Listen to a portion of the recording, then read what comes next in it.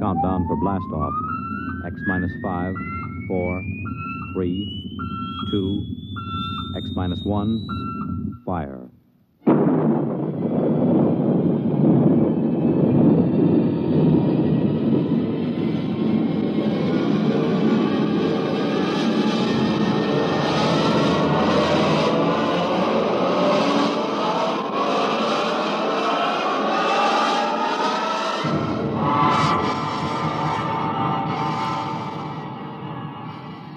From the far horizons of the unknown come transcribed tales of new dimensions in time and space. These are stories of the future, adventures in which you'll live in a million, could be years, on 1,000 maybe worlds. The National Broadcasting Company, in cooperation with Galaxy Science Fiction Magazine, presents X minus 1.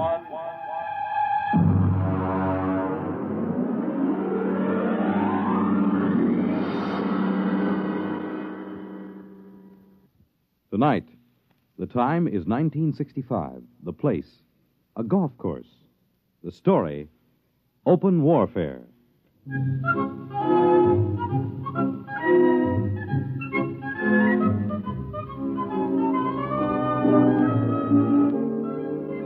You wouldn't believe it, but there are some people that think that caddy is a pet name for a big car. No, I mean it. Over those little wagons you pull around the course or carrying their own clubs, there are people actually playing golf for years, never seen a caddy. As far as I'm concerned, you take the human element out of golf or any sport, and what do you got left? Nothing. I mean, you could say I'm prejudiced on account of my being a caddy, but that's the way I feel about it. Besides which, a caddy is a perfect observer of the passing parade of human experience. I'll give you for instance. Now, you take Jim Pearson. He won the U.S. Open in 1960, 61, and 64. Well, let me tell you about Jim Pearson. He was the pro at the club here, and I remember when it all started.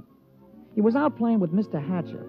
That's Sam Hatcher. He couldn't break 90 if the ball had wings. And in the locker room, he looked like a sack of flour that had been set down hard. But he was loaded with money. Anyway, they were waiting for a foursome of dames who shouldn't have been wearing slacks.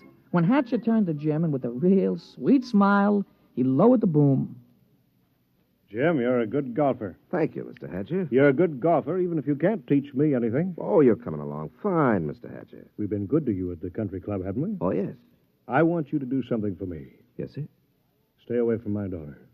Oh, well, Mr. Hatcher. I won't have Alice marrying a man who has nothing but coordination and muscles. What? When I was only your age, I was making $50,000 a year. It takes brains to do that. Brains get more valuable. Muscles deteriorate. There's nothing muscles can do that a machine can't do better. You don't think I could make $50,000? I know you can't. You haven't got the guts. Now, listen, Mr. Hatcher. I'm just quoting history, Jim. Take the tournament in St. Louis. You blew up. And the Goodall and the Palm Beach. You could have won all those. But you blew. You chickened out. That's not exactly fair, Mr. Hatcher. But it's true. I can make $50,000. Yes, in your whole life. Oh, no, in 1 year. Oh, you can? Yes, sir. All right, Jim, you're a sportsman. I'll tell you what I'll do. If you can make $50,000 in 1 year at this infantile pastime that you call golf, you can have Alice. Why, that's the most arrogant What's thing. the matter, Jim? Don't you think you can do it? I know I can do it. All right, then. Is it a bet? All right. All right, it's a bet. Very well, then. I believe the ladies are finished. Shall we drive?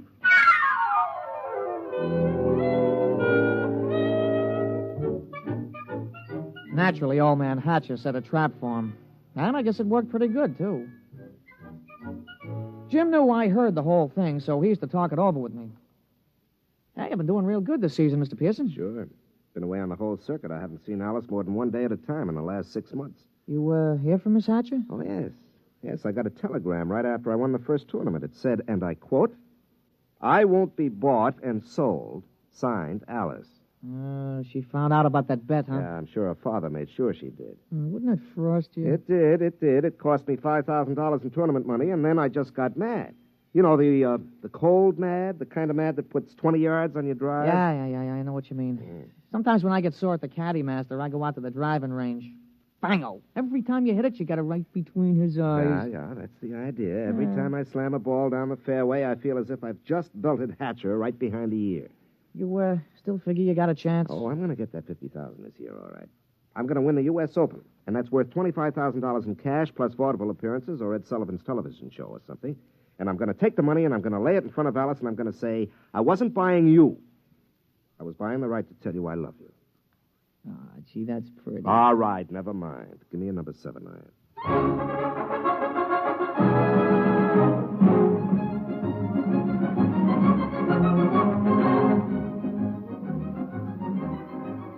Jim Pearson sure was burning up the circuit. He came into the U.S. Open the man to watch. The day the tournament opened, Jimmy Cannon had in his column, "You are Jim Pearson, the hard luck boy with the velvet swing." It was real philosophical. All the sports writers picked him to win. And then Saul showed up. We was on a practice tee. Jim had been sharpening up his number 1 wood when all of a sudden the gallery took off like a batch of big birds. They were around another tee about 100 feet away. Jim knocked off, and the two of us strolled over. Hey, that's some swing. Who is that, Pete? I never seen him before. His name's Saul. That's some swing. Yeah, he's no amateur. I've never seen him on the pro circuit. Hey, Mr. Pearson, look at the caddy. 280 yards down there. That ain't what I mean. Look, he's got a ball bag in his hands. Now watch. Oh, that's a good catch. He caught that ball right in the bag. Mr. Pearson, that caddy didn't move that sack. That ball dropped right in 280 yards away. Oh, it's an accident. Yeah, look, it happened again. He's a trick shot artist. Wait till he gets into competition. I don't know. He just hit another one, dead center. Oh, there isn't anybody that good. Not even old Joe Kirkwood. Quite a spectacle, eh, Jim? Oh, hello, Hatcher. Must be unnerving to watch something like that. I can stand it. But will you be able to stand it when the going gets rough? Will you blow up like you always do? It would be too bad just when you're so close. Don't worry about me. I'm not. I imagine Saul will take care of that. Oh, you know him? I brought him here. My own personal entry. He's going to beat you out of the open. But he's got something to learn. Look at him. Just a dumb country boy who never saw a golf club till a few months ago. I think he might teach you something, Jim.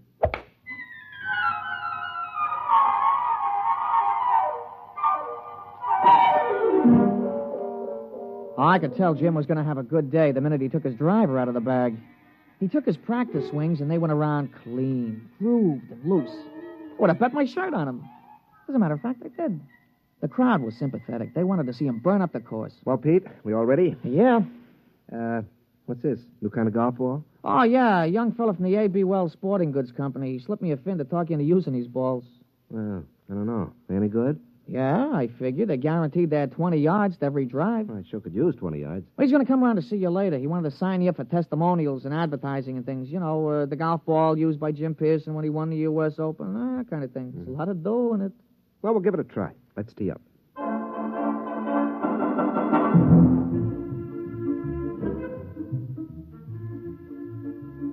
Oh, he started off real good. A long, straight drive right down the fairway. It was a birdie 4. Jim was clicking him off that day. There you are, Pete. 34 and a 32 for 66 on the 18. 6 birdies, 12 pars. Yeah, 3 more rounds like that should win easy. Hey, how were the new golf balls? Huh? Oh, fine. You know, they aren't kidding. It does average out about 20 yards longer on the drive. I'll have to get a couple more dozen.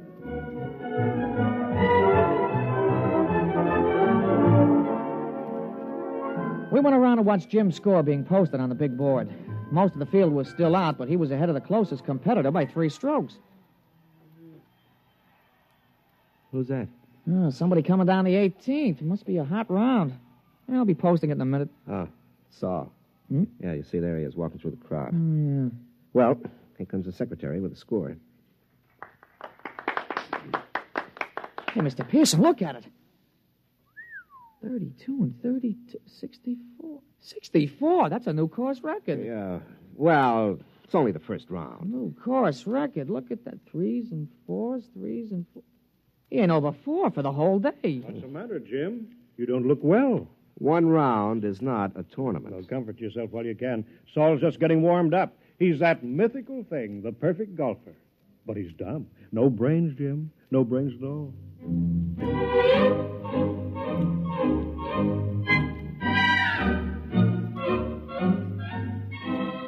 Naturally, in the sports broadcasts and the newspapers, Jim could have been playing on a miniature golf course at Asbury Park, New Jersey. The big news was Saul. They all called him Silent Saul. The odds the boys in the shower room played around with on Pearson took a dive, and you couldn't get even money for Saul. The next morning, Jim's gallery was pretty small. When he stepped up to the ball, there was a smattering of applause like a matinee just before they closed the show. But his drive was as straight as the day before and longer by about 20 yards on the average. Hey, that's a nice putt, Mr. Pearson. Yeah. Who's that? That's Saul, I'm afraid. He's coming around behind you. Well, he's going to have a big fight.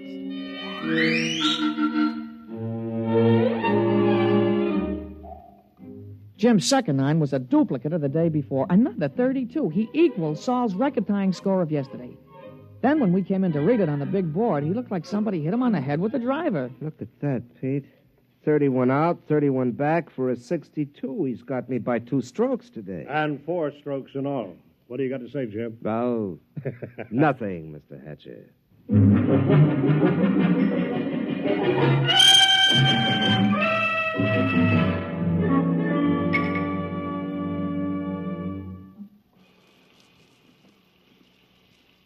Throw me the soap, will you, Pete? Yeah, sure, Mr. Pearson. Yeah. Thanks. You know, there's something wrong, Pete. Just doesn't happen this way. That's tough luck, Mr. Pearson. Oh, no, it's not that. People don't just pop out of nowhere and break all records at the Open. Men don't take up golf and become perfect golfers in a month. He's got to have some weakness. Well, if he has, he ain't shown it yet. Well, I've got to find it.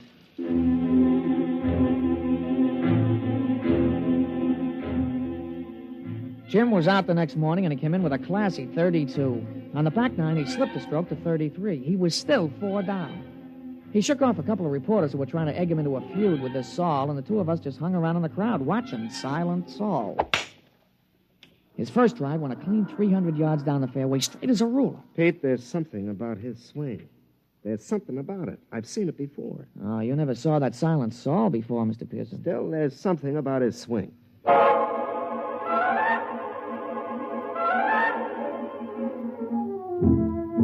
On the follow-up shot, Saul had about 240 to go.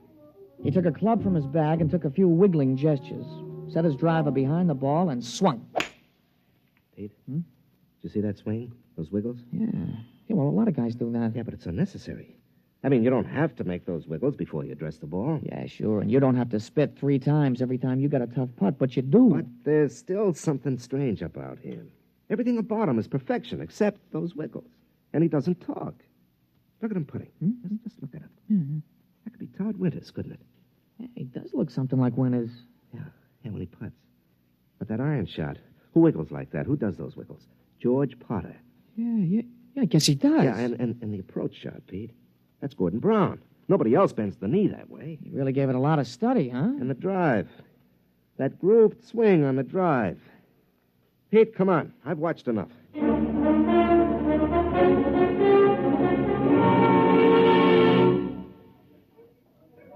Ah, Pearson, a 63, I see.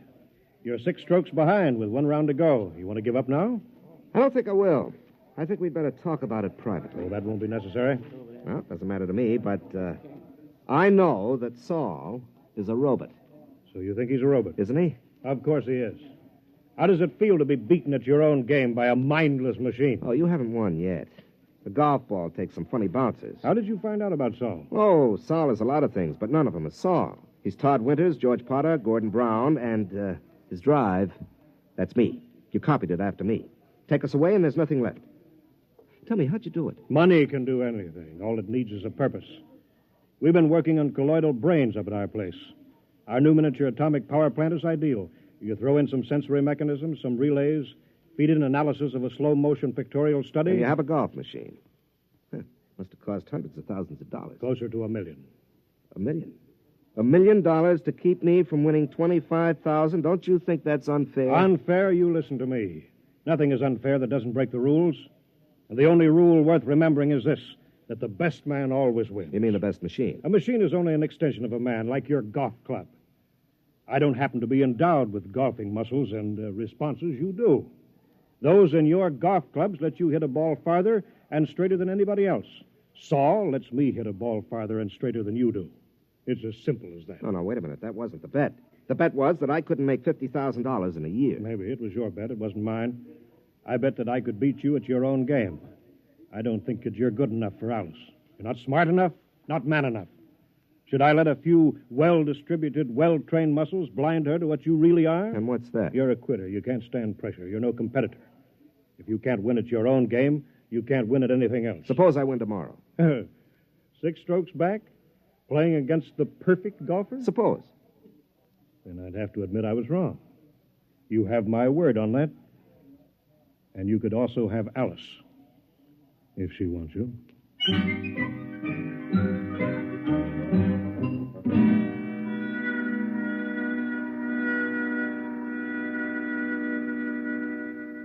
Somewhere, Saul must have an Achilles heel. Pete, the prime fact about man is his adaptability. Yeah, sure. Yeah. They've got to build in at least one constant, if not more. How about judgment? I don't think so. They could tell whether he'd have wind or rain or sun or slow greens or something. They got to take care of that. Yeah, I suppose so. Hey, maybe you could jimmy him. Hmm? Drop sugar in his gas tank or something, smash him up. Oh, no. That isn't fair. Saul is fair. Well, Mr. Hatcher, he's playing fair according to his lights. He could have had me crippled or poisoned or something, but he didn't.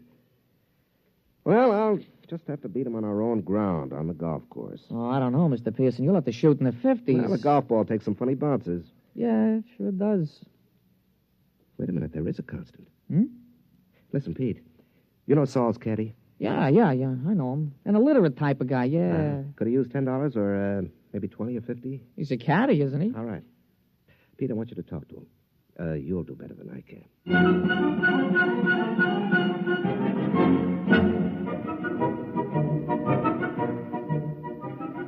The management of the tournament is no fool. They know which side their television rights are butted on, and they had Saul and Jim paired for the final round. Jim's drive took a tail-end hook. It dived into the rough behind a clump of trees. It wasn't a very happy start. Saul took a ball from his caddy, teed it up, and settled himself. Hey, that's some drive, Mr. Pearson. Yeah, that was some drive. It's about 340 yards, isn't it? Some drive. You got a tough lie there on your ball, Mr. Pearson. You going to play it safe out on the fairway? No. You see that hole between those 2 trees? Mr. Pearson, that ain't sensible golf. Pete, sensible golf won't win.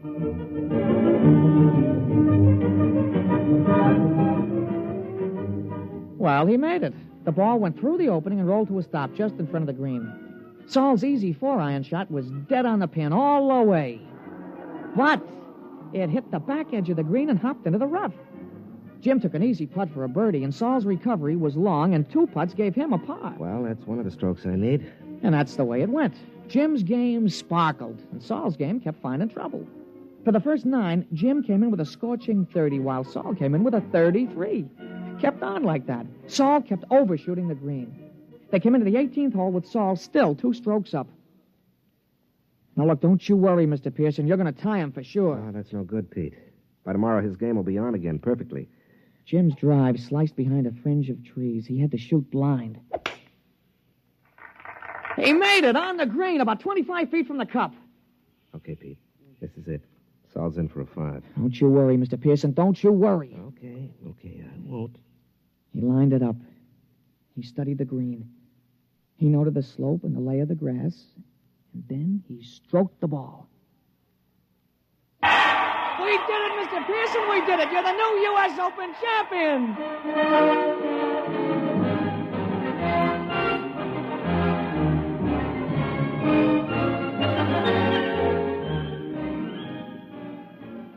Well, we finally busted loose from the television and the movies and all those hangers-on, and we ducked around the back to the pro shop, where we run into Mr. Hatcher. How did you do it?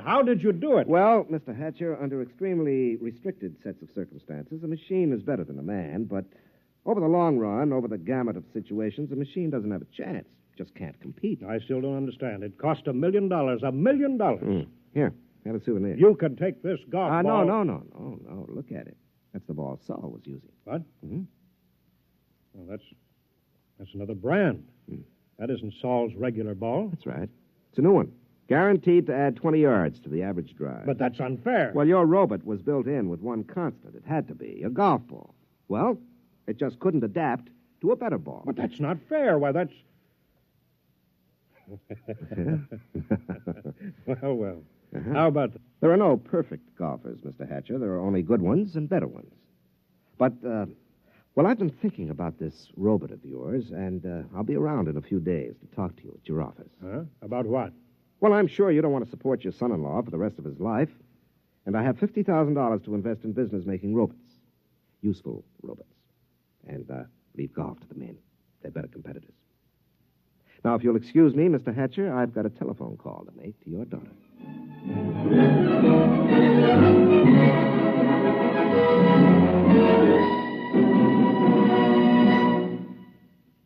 You have just heard X-1, presented by the National Broadcasting Company in cooperation with Galaxy Science Fiction Magazine, which this month features The Other Celia, a story which proves that something drastic should happen to all snoopers, but nothing as shocking and frightful as this.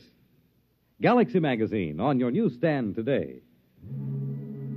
Tonight, by transcription, X-1 has brought you Open Warfare, a story from the pages of Galaxy written by James E. Gunn and adapted for radio by Ernest Kenoy.